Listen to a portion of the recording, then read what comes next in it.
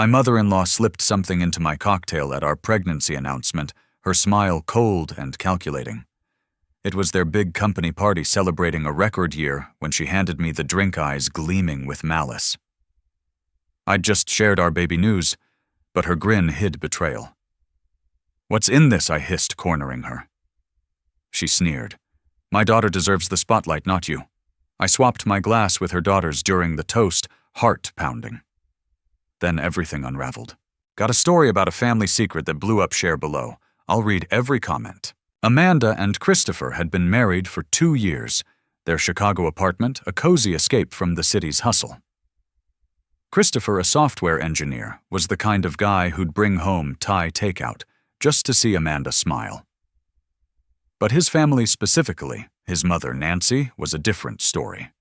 Nancy ran the family's real estate empire, a multi-million-dollar business built on luxury condos and cutthroat deals. She'd never warmed to Amanda, a graphic designer from a working-class suburb who didn't fit her vision of high society. To Nancy, Amanda was an outsider, a nobody who'd somehow snagged her son. Stephanie, Nancy's daughter, was the golden child groomed to take over the company. At 32, she was all sharp suits and sharper ambition, managing deals that kept the family's name in Chicago's elite circles. But Stephanie wasn't cruel, like her mother. She just followed Nancy's lead, giving Amanda polite smiles that never reached her eyes. Amanda tried to bridge the gap, inviting Stephanie for coffee or liking her Instagram posts, but the warmth never came. Christopher, caught between his wife and his mother, kept the peace by avoiding the tension altogether. The trouble started when Amanda and Christopher got the news they'd been waiting for a positive pregnancy test after months of trying. They were over the moon, dreaming of a nursery and tiny sneakers. Christopher suggested announcing it at the company's annual gala, a glitzy event celebrating a record-breaking year with over $10 million in profits. Amanda hesitated, knowing Nancy's disdain, but Christopher's excitement won her over. "It's our moment," he said, squeezing her hand. "Let's share it with everyone." The gala was held at a downtown hotel, all chandeliers and black tie glamour. About 100 guests, clients, investors, and family mingled over jazz music and overpriced appetizers. Amanda wore a navy dress that hugged her still flat stomach, feeling both nervous and proud. Stephanie was there with her husband Brian, a quiet accountant who seemed out of place among the flashy crowd. Amanda noticed Stephanie seemed off, fidgeting with her wine glass and avoiding eye contact. When Amanda tried small talk, Stephanie mumbled something about work and walked away. After the main course, Christopher stood clinking his glass for attention. The room quieted as he beamed, announcing that he and Amanda were expecting their first child. Cheers erupted, glasses raised high. Most guests rushed to congratulate them, but Nancy's reaction was ice cold. She stood across the room, her smile tight, almost predatory, clapping slowly, like she was sizing Amanda up. Stephanie beside her looked pale, gripping Brian's arm. Amanda's stomach twisted. Something wasn't right. As the applause died down, Nancy approached, holding 2 cocktails, her heels clicking on the marble floor. A toast to the new mom. She said, her voice syrupy, but her eyes hard. She handed Amanda a glass, the liquid sparkling under the chandelier light. Amanda started to protest. She wasn't drinking, not with the baby, but Nancy waved it off. "Just a sip, dear, for tradition." Her gaze locked onto Amanda's, daring her to refuse. Amanda took the glass, her fingers trembling. Nancy's smile was all teeth, but her eyes screamed contempt. The air felt heavy, like the room was holding its breath. Amanda glanced at Stephanie, who was staring at her own drink, her knuckles white. Nancy raised her glass, toasting to new beginnings, but the word felt like a threat. Amanda's heart raced. She couldn't shake the feeling that the cocktail was dangerous. She set the glass down, pretending to adjust her dress, and watched Nancy's reaction. The older woman's eyes narrowed, a flicker of impatience crossing her face. Amanda's mind spun.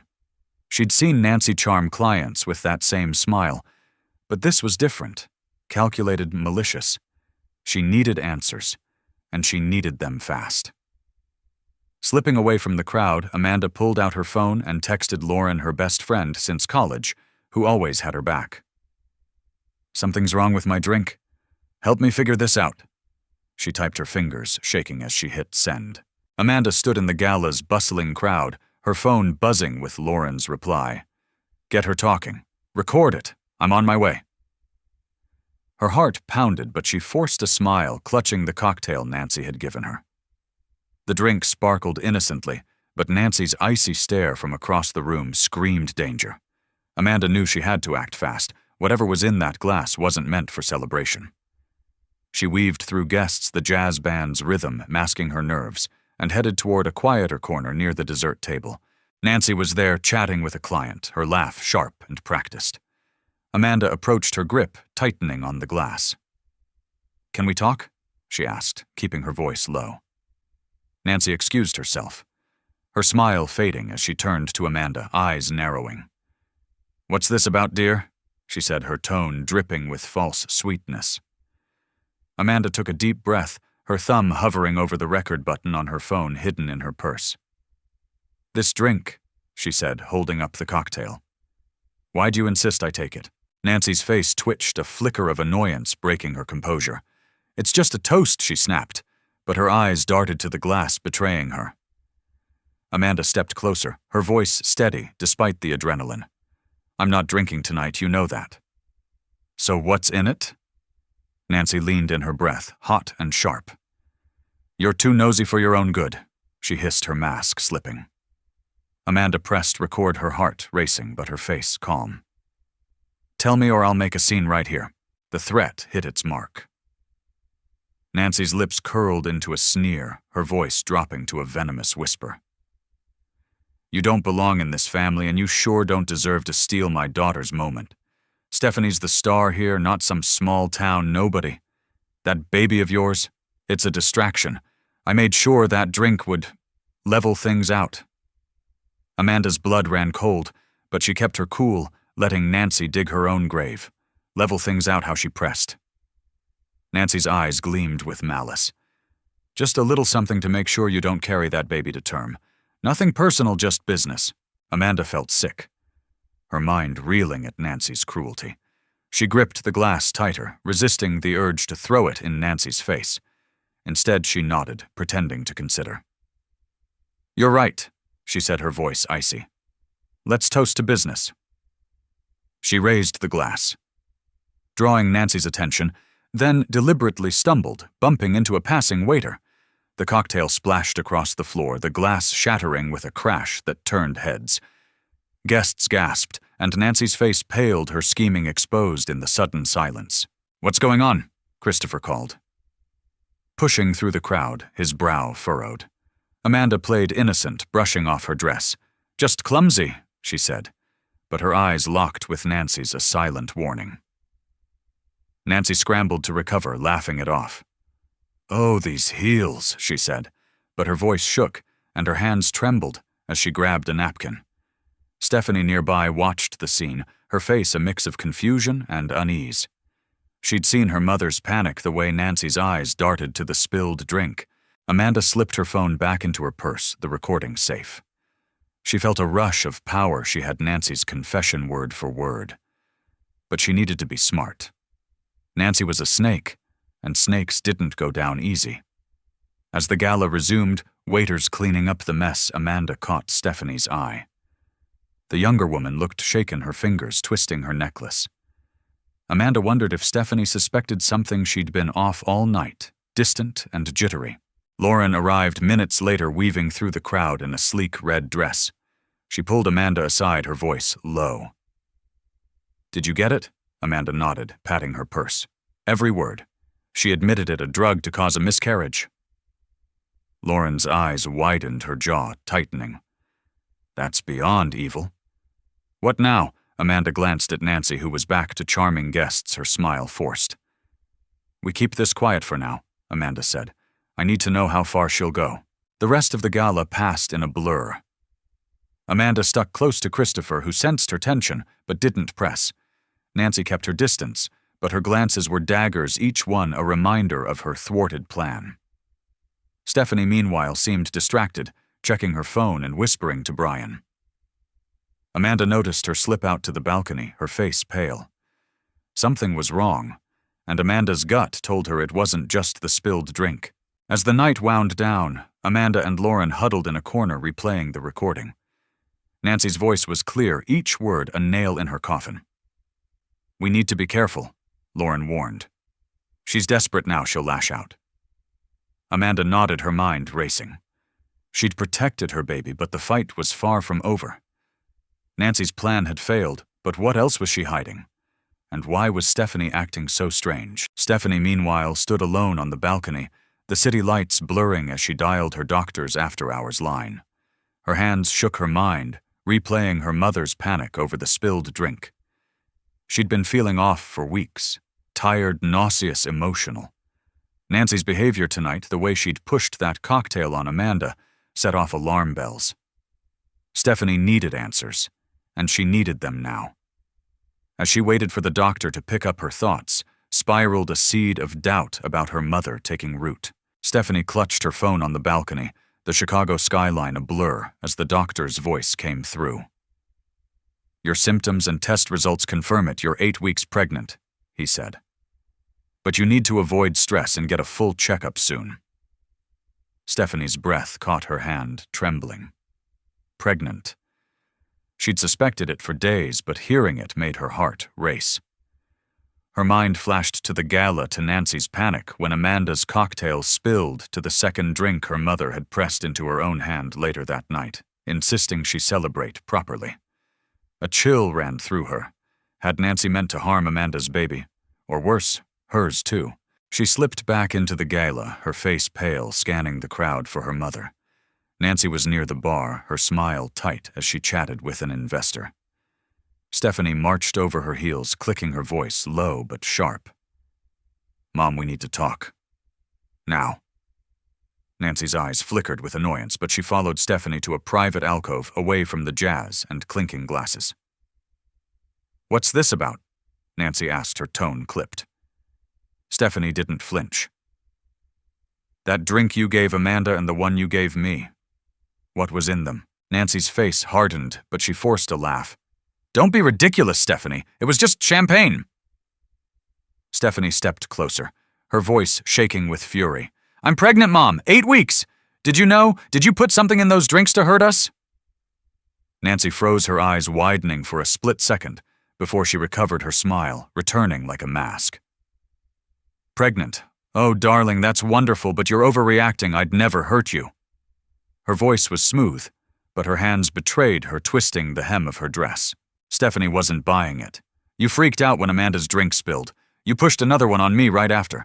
Tell me the truth, or I swear I'll ask Amanda what she knows." Nancy's composure cracked her lips, curling into a sneer. "You think that nobody knows better than me? I've kept this family on top for decades, sacrificed everything to make you the star. Amanda's baby would have overshadowed you, dragged the company down. I had to act for you, for us. And if you're pregnant, well, that's just bad timing." Stephanie's stomach lurched, her mother's words hitting like a slap. "You tried to make Amanda miscarry for the company." Nancy's eyes gleamed unrepentant. "It's business, Stephanie. I've done worse to keep us in control, like skimming $5 million from the company accounts to secure your deals. You think those contracts just fell into your lap?" Stephanie gasped, her mind reeling. Her mother hadn't just targeted Amanda. She'd been manipulating the family's finances, risking everything Stephanie had worked for. The alcove felt suffocating, but before Stephanie could respond, Christopher appeared, his face tense. "What's going on?" he asked, glancing between them. Stephanie's voice broke, her words spilling out. "Mom put something in Amanda's drink to cause a miscarriage, and she's been stealing from the company millions to control us." Nancy's face drained of color, her hands shaking. "That's nonsense," she snapped, but her voice wavered, her eyes darting to the crowd as if calculating an escape. Christopher's jaw tightened, his fists clenching. "You did what to my wife?" He grabbed his phone, dialing Amanda, who was across the room with Lauren. "Get over here," he said, his voice low. Amanda hurried over Lauren, trailing her purse clutched tightly where the recording hid. The alcove became a pressure cooker, the gala's music a distant hum. Thomas, sensing the tension, joined them, his brow furrowed. "What's all this?" he asked, his voice calm but firm. Amanda didn't hesitate. Nancy admitted to putting a drug in my drink to make me lose the baby, she said, her voice steady, despite the fury in her eyes. I recorded it. She pulled out her phone, hitting play. Nancy's voice filled the alcove, cold and clear. Just a little something to make sure you don't carry that baby to term. Nothing personal, just business. Thomas's face went ashen, his hands gripping his cane. Christopher's eyes blazed, and Stephanie let out a choked sob, her hand over her mouth. Nancy stammered her excuses, unraveling. It's not what it sounds like. I was protecting the family, the company, but Thomas cut her off, his voice like steel.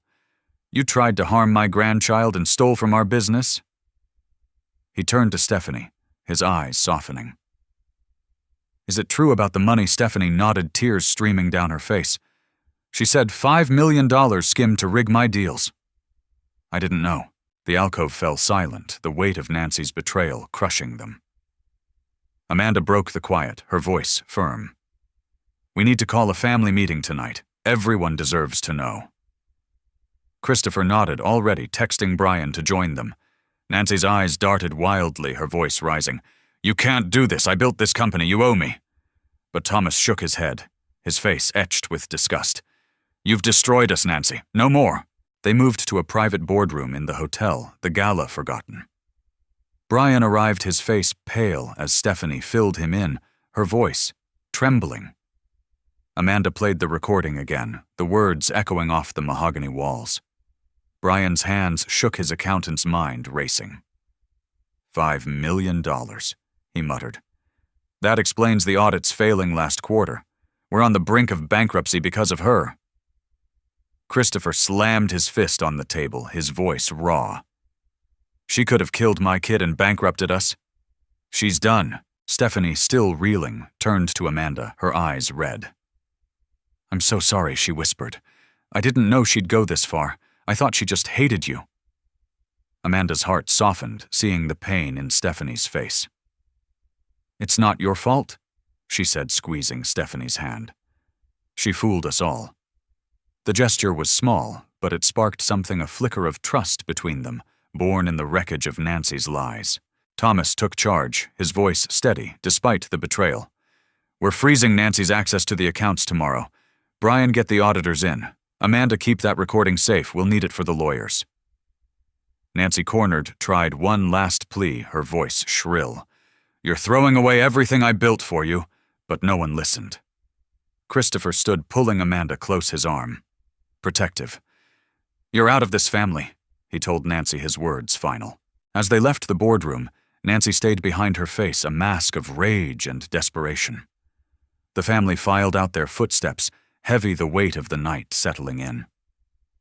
Stephanie leaned on Brian, her mind on her unborn child, terrified of what Nancy might have done. Amanda clutched her phone, the recording, a lifeline, but her thoughts were on Stephanie. Could they rebuild something from this mess? Nancy watched them go, her hands clenched, her mind already spinning. She'd lost control tonight, but she wasn't finished. If they thought they could cut her out, they were wrong. She'd make them pay, starting with Amanda. As the boardroom door clicked shut, her eyes gleamed with a new, dangerous resolve, the seeds of revenge taking root. The morning after the gala, the family's world was a war zone. Amanda and Christopher met with a lawyer in a sleek downtown office, the recording of Nancy's confession burning a hole in Amanda's purse. The lawyer, a sharp woman named Karen, listened to the audio, her pen tapping the desk. This is assault, maybe attempted manslaughter, she said, her voice crisp. Combined with the financial fraud, $5 million skimmed, she's looking at serious consequences. Amanda nodded, her stomach tight. She wanted justice, but the thought of dragging the family through court made her queasy. Stephanie and Brian joined them. Stephanie's eyes red from crying. She'd spent the night poring over company records with Brian, confirming Nancy's theft. She funneled the money through fake vendor accounts, Brian said, his voice hollow. It's why we're bleeding cash. We could lose everything, $10 million in contracts gone. Stephanie gripped his hand, her face etched with guilt.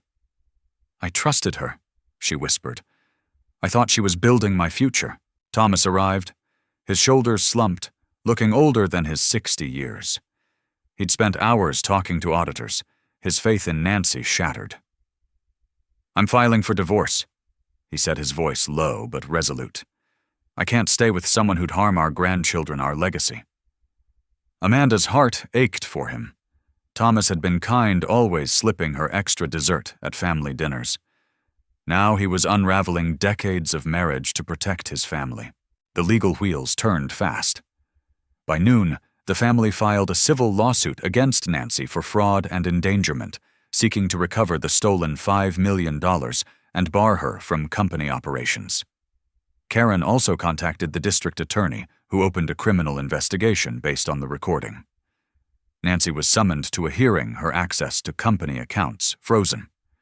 Amanda and Stephanie sat in the lawyer's office, drafting a press release to control the narrative. "We can't let her spin this," Stephanie said, her voice firm despite her exhaustion. Amanda nodded, squeezing her hand. They were in this together now. Nancy's downfall was swift and brutal. Chicago's elite circles buzzed with the scandal, the news spreading like wildfire.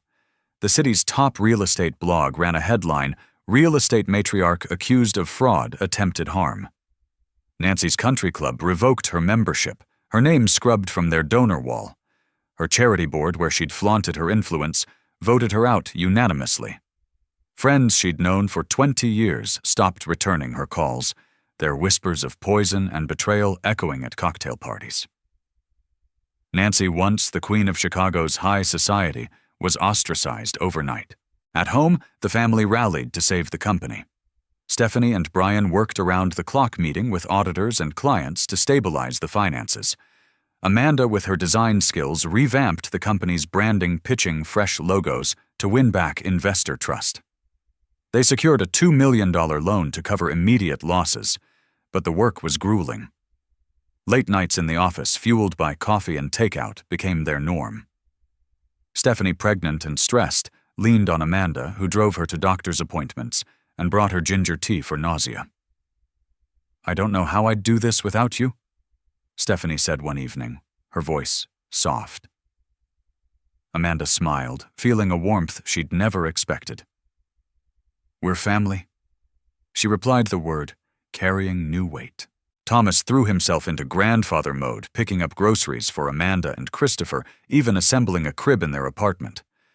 "I missed this with my kids," he said, tightening a screw, his eyes distant.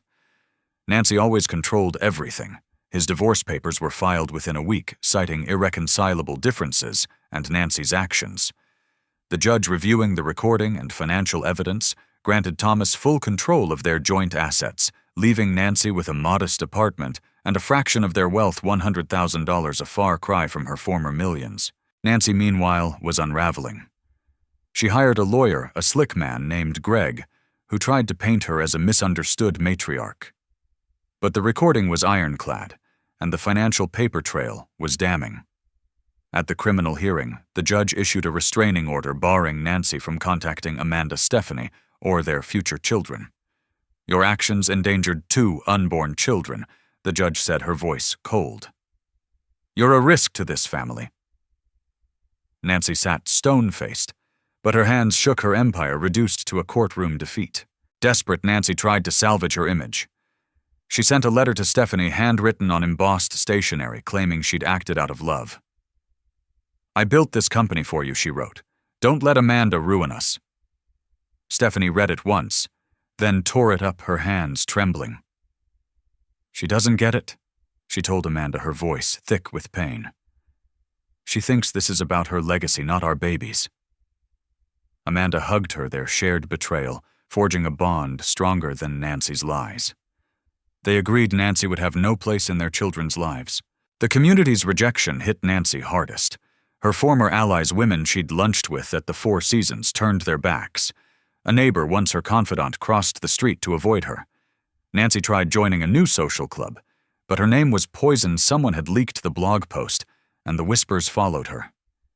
She moved to a smaller apartment in a less glamorous part of town, her designer furniture sold to cover legal fees.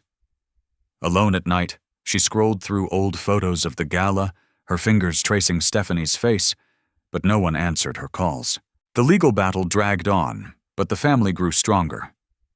Amanda and Stephanie's late-night work sessions turned into laughter sharing baby names and fears about motherhood. Christopher and Brian bonded over baseball, planning a nursery for both kids.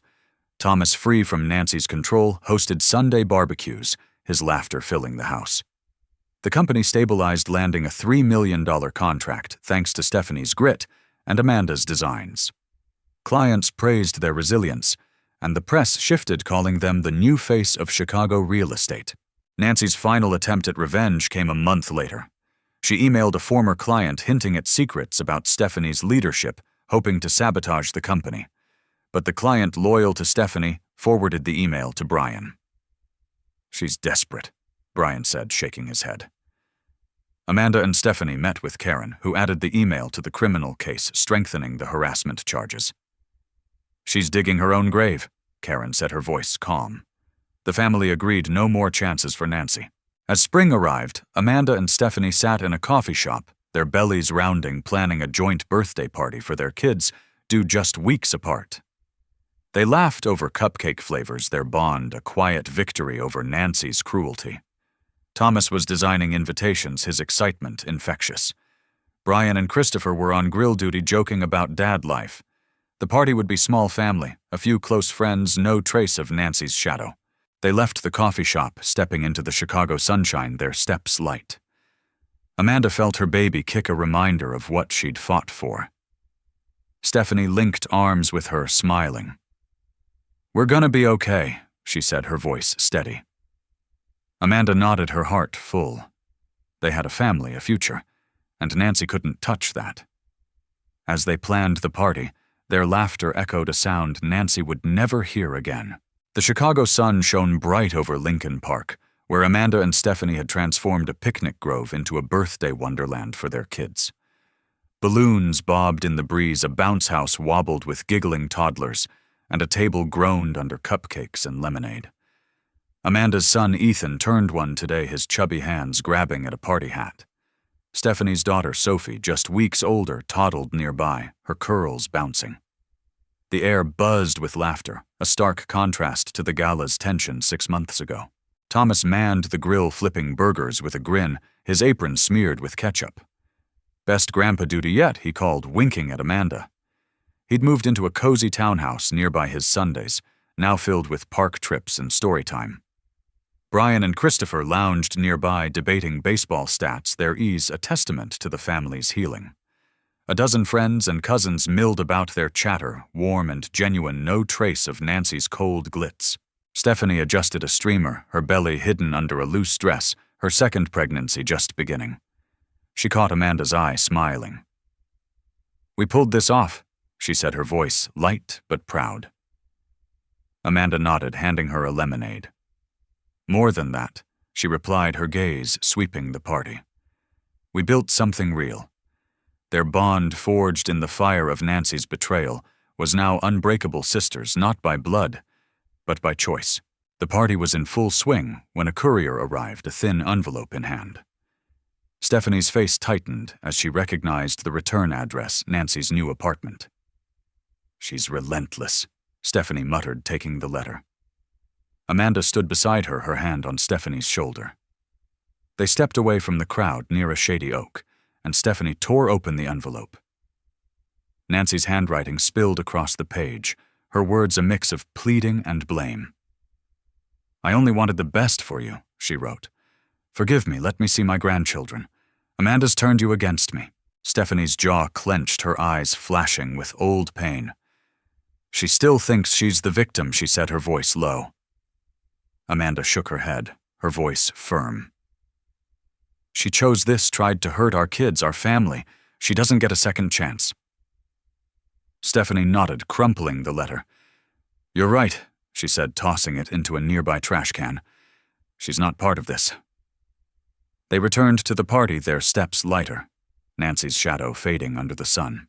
Nancy, meanwhile, sat alone in her cramped apartment, the city's hum a dull roar outside. Her once lavish life designer gowns, gala invites, was gone, replaced by thrift store furniture and silence. The letter had been her last gamble, a plea she'd spent days crafting. When no reply came, she checked her email, hoping for a sign. Nothing. Her phone, once buzzing with calls, was barren. She'd lost her company, her husband, her children, her grandchildren, $5 million, and a lifetime of control, all for nothing. The community had sealed her fate. A local paper ran a follow-up on the scandal detailing her fraud and the restraining order. Disgraced matriarch loses all, the headline read. Former allies like her old charity chair refused her calls. A neighbor's child, once a playmate for Stephanie, crossed the street to avoid her.